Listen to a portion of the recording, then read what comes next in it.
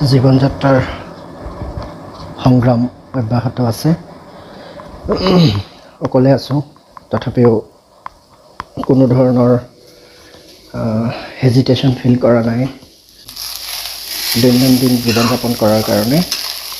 আৰু ৰাতিপুৱা সদায় উঠাৰ দৰে যিখিনি গতানুগতিক কাম সেইখিনি অকলশৰীয়া হ'লেও কৰি গৈ আছোঁ। সমগ্ৰ ঘৰখনেই নিস্তব্ধ হৈ আছে, তথাপিও ৰাতিপুৱা গৈ গাই খীৰালোঁ, বাহিৰৰ কামখিনি কৰিলোঁ।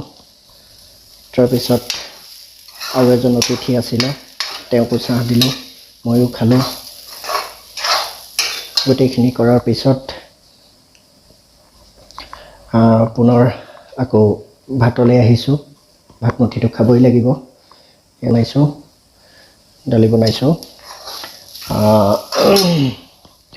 দালি আৰু ভাতকেইটা হ'ল। অকলশৰীয়া যিহেতু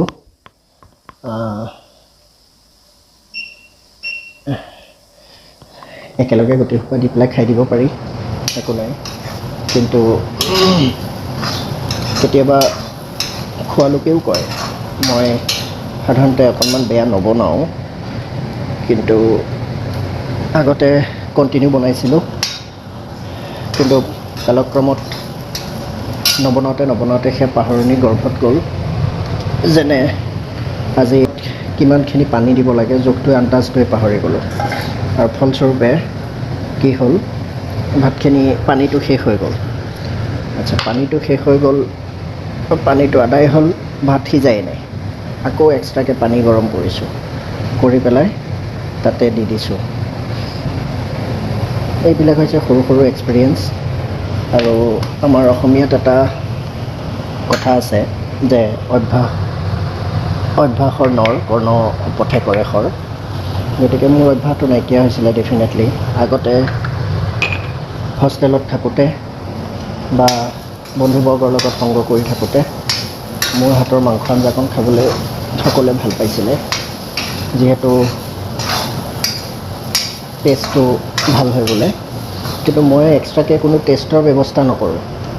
কোনো মছলাও বেছি এটা নিদিওঁ বা বিভিন্ন ধৰণৰ ইনগ্ৰেডিয়েণ্ট আইটেম মই ইউজ নকৰোঁ। আজিকালি সহজলভ্য ৰেচিপি চোৱাৰ কামো নকৰোঁ। মই এটাই কৰোঁ, উপযুক্ত ফ্ৰাই কৰা।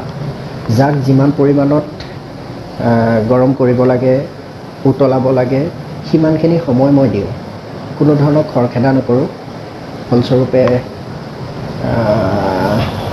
আমাৰতো অসমীয়াৰ এটা কথাই আছে ন, আমিবিলাকে সাধাৰণতে কওঁ যে আমাৰ আইতাসকলে বৰমাসকলে যিখিনি বনাইছিলে তাৰ টেষ্টটোৱে বহুত বেলেগ, জিভাত লাগি থাকে। গতিকে সেই টেষ্টটো কিহৰ কাৰণে হয়? প্ৰথম কথা, তেওঁলোকে জুইত বনায় আৰু জুই হিটটো মানে উপযুক্তকৈ সেই হিটটো আঞ্জাখনত সোমায়। জুইৰ উপযুক্ত তাপটো ব্যৱহাৰ কৰিব পাৰি। কৃত্ৰিম গেছৰ যিটো জুই, সেইটো জুয়ে। আৰু আজিকালি আৰু এটা কথা, প্ৰেছাৰ কুকাৰৰ ব্যৱহাৰ। মই নিজে বনালে কেতিয়াও প্ৰেছাৰ কুকাৰটো ব্যৱহাৰেই নকৰোঁ সাধাৰণতে। যেনে চাওক, ভাতখিনি বনালোঁ, এইখিনি। গতিকে ভাতখিনি বনালোঁ, কিন্তু অকণমান প্ৰব্লেম এটা হৈছিল যদিও খাবলৈ বেয়া নালাগিব বোধকৰোঁ। আৰু চবখিনি কামেই কৰি আছোঁ, যিখিনি দৈনন্দিন কাম, কোনো ধৰণৰ এলাহ নকৰাকৈ কৰি আছোঁ। কিয়নো কাম কৰিবই লাগিব। আপোনালোকে ভাবিছে যে মই এজনৰ মানুহৰ কাৰণে ইমানখিনি পানী কিয় দি দিলোঁ। এতিয়া পানী দিয়াৰ ৰহস্যটো হৈছে, আৰু এজন অতিথি আহিব, বয়সস্থ মানুহ, প্ৰদীপ গোস্বামী। এই মানুহজনক মই মাতিলে যেতিয়াই তেতিয়াই আহে, অন্ততঃ সংগ দিয়ে। বোলো ভাতকেইটা মই বনাম, আপুনি খাব। সেইটো ক'লোঁ, মানুহজনে আহিম বুলি পেলাই কৈছে। গতিকে মানুহজনে যিহেতু আহিব, অকণমান হেৰি কৰিম। আৰু ইয়াৰ লগতে আৰু এতিয়া বেলেগ মানুহে আইটেম লগাই বনাব পাৰে, মই নোৱাৰোঁ, ইমানখিনি ধৈৰ্য নাই। ফ্ৰিজটো খুলি চাইছোঁ, হেৰি আছে, আন্দা আছে। গতিকে অসুবিধা একো নাই, আন্দা অমলেট বনাম আৰু ধুনীয়াকৈ খাই দিম। ইয়াৰ লগতে বিভিন্ন ধৰণৰ কামো আছে বহুতখিনি। সত্ৰীয়া স্কুলখন চলি আছে, তাৰ কামখিনিও পেণ্ডিং হৈ আছে, চেডেলি ভেটেলি হৈ আছে।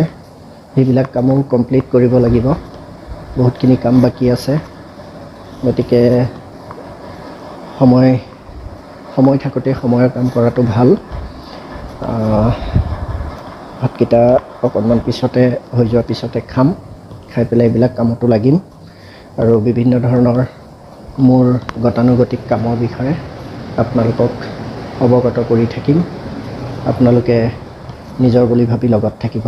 ধন্যবাদ।